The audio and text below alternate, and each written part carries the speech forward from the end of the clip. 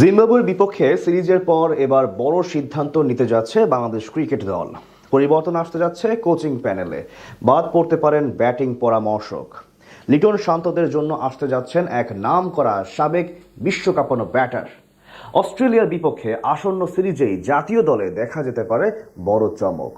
সব মিলিয়ে বাংলাদেশের কোচিং প্যানেলে আসতে যাওয়া সেই পরিবর্তন এবং কে কখন কোথায় হতে যাচ্ছেন নতুন ব্যাটিং কোচ, সবকিছুই এক করে জানবো রিপোর্টে।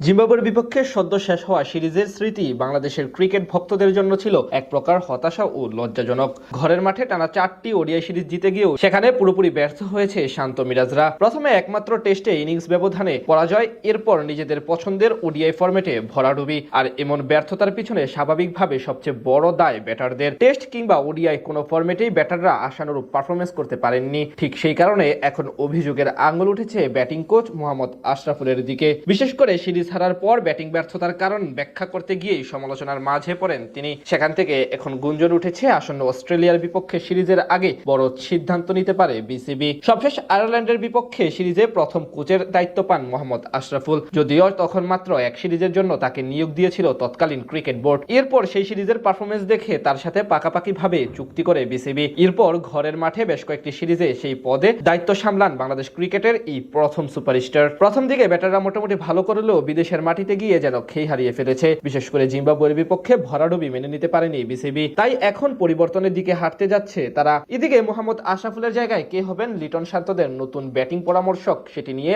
আগ্রহ সৃষ্টি হয়েছে এরই মাঝে সবার মনে। সেখানে পাকিস্তানের সাবেক ক্রিকেট তারকা মোহাম্মদ ইউসুফের দিকে আপাতত নজর দিয়েছে বিসিবি। ব্যাট হাতে একসময় ক্রিকেট দুনিয়ার অন্যতম বড় নাম ছিল এটি। খেলোয়াড়ি জীবনে ইতি টানার আগে পাকিস্তানের জার্সিতে ওয়ানডেতে ৯,৭২০ রান ও টেস্টে ৭,৫৩০ রান করেছিলেন ইউসুফ। ২০১২ সালে ব্যাট ও প্যাট পুরোপুরি গুছিয়ে রাখার পর ক্রিকেটের সঙ্গে প্রত্যক্ষ কোনো সম্পর্ক ছিল না তার। মাঝে লম্বা বিরতির পর পাকিস্তানের হাই পারফরমেন্স সেন্টারের ব্যাটিং কোচের দায়িত্ব নিয়ে প্রিয় আঙ্গিনায় ফিরেছিলেন তিনি। এরপর পাকিস্তান জাতীয় দলেরও ব্যাটিং পরামর্শক হিসেবে স্বল্প মেয়াদে কাজ করতে দেখা যায় তাকে। কিছুদিন আগে জানিয়েছেন সুযোগ পেলে বাংলাদেশের সাথে কাজ করতে আগ্রহী মোহাম্মদ ইউসুফ। সেখান থেকে এবার জানা গেল বিসিবিও আগ্রহ প্রকাশ করেছে তার প্রতি, যেখানে মধ্যস্থ হিসেবে কাজ করছেন টাইগারদের spin bowling coach Mushtaq Ahmed. জানা গেছে তার মাধ্যমে ইউসুফের সঙ্গে যোগাযোগ করছে বিসিবি। সামনের মাসেই বাংলাদেশ দলের জন্য অপেক্ষা করছে বহুল অপেক্ষিত অস্ট্রেলিয়ার বিপক্ষে টেস্ট সিরিজ। অজি কন্ডিশনে স্বাভাবিকভাবে কঠিন চ্যালেঞ্জের মুখোমুখি হতে হবে ব্যাটারদের। সেই কথা বিবেচনা করে নতুন পরামর্শ করার চেষ্টা করছে ক্রিকেট অপারেশনস বিভাগ। টেস্টে অস্ট্রেলিয়ার মাটিতে খেলার বেশ ভালো অভিজ্ঞতা রয়েছে মোহাম্মদ ইউসুফের। কেরিয়ারে অজিদের বিপক্ষে তাদের মাটিতে মোট 9টি টেস্ট ম্যাচে করেছেন 574 রান,